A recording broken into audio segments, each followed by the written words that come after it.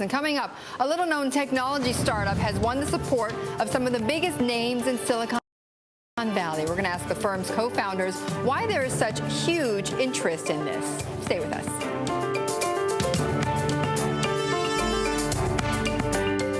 Thank you. Silicon Valley bigwigs like Facebook backers Peter Thiel and Sean Parker are now backing a new venture, an artificial intelligence startup that is building software to think and learn like humans. It's called Vicarious Systems. And for more, we're joined by the Vicarious Systems co-founders, Scott Brown and also Dilip George. Gentlemen, thank you so much for making the time to be with us. And thanks for having us, Betty. Very briefly, I just want to explain to our viewers, and you correct me if I'm wrong, this is essentially sort of like a chip, right? That is within, I guess, within computers that help these machines or that make these machines think more like human beings, learn, and that sort of thing. Where do you see this most applicable? Scott, you want to take that?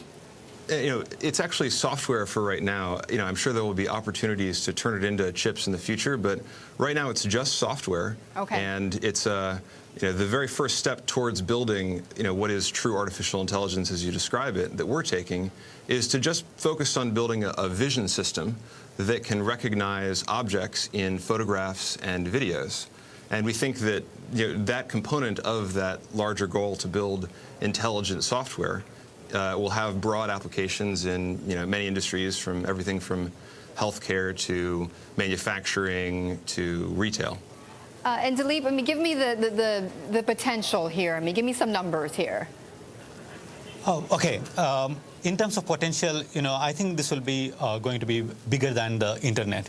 It's very hard to predict the future. A famous computer scientist once said that the best way to predict the future is to invent it. So I can tell you in terms of how it will unfold from what we are building. Mm-hmm. So as Scott mentioned, we are building a vision system first.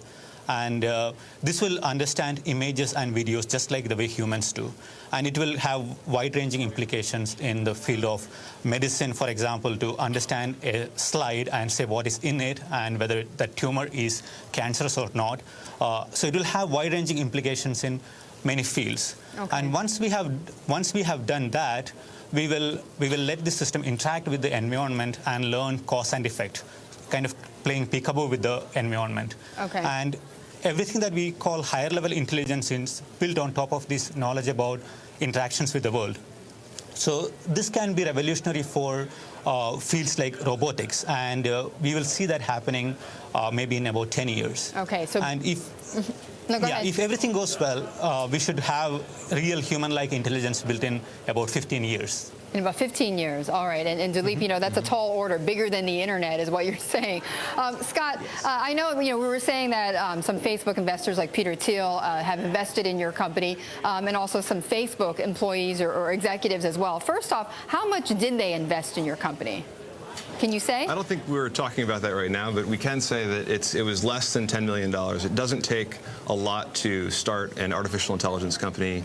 Your primary cost drivers are researchers who can study the problem and run experiments and develop the software. So it's not a high capital expenditure kind of investment. Okay. And the fact that there are so many Facebook people, I guess you could call them, interested in this, does this mean that it has some application then to social networking, to Facebook? I think so. We've seen a media explosion with Facebook in terms of the number of pictures and videos that people post every day. And Facebook, you may not realize this, but Facebook is actually the world's largest photo sharing website by far. And having software that can automatically understand what's in an image, what kinds of things you like to take pictures of, where you've been, who your friends are, and help make your social world richer, I think would be very valuable. But I'm not sure that's the reason why these investors and these, the Facebook co-founder was interested in us. I think it's more to do with being passionate about technology that has the potential to create transformative change. Right. And quickly, I know you mentioned that it's less than $10 million that they invested in your company. Do you think, though, Scott or Dilip, that let's say 5 years ago, 6 years ago, you would have gotten the doors open to people like that? Has it changed here for you? Has the game changed in Silicon Valley? Well, so for this particular company, probably 5 or 10 years back, we wouldn't have been able to open the door. Game hasn't changed much in Silicon Valley in the sense that companies have been getting funded all the time, and it's waiting till the right time for the right technology. So I think now is the time for getting companies going in the field of artificial intelligence and in the field of building machines that mimic human capabilities. So now is the right time for that kind of investment, but probably not 5 or 10 years back. Scott, Dilip, thank you very much for joining us. I appreciate it. The co-founders of Vicarious Systems, an artificial intelligence company. Very interesting. Well, up next, the valuations of these social media companies. They are soaring. How long is that frenzy going to last? We're going to be examining that in a couple of minutes.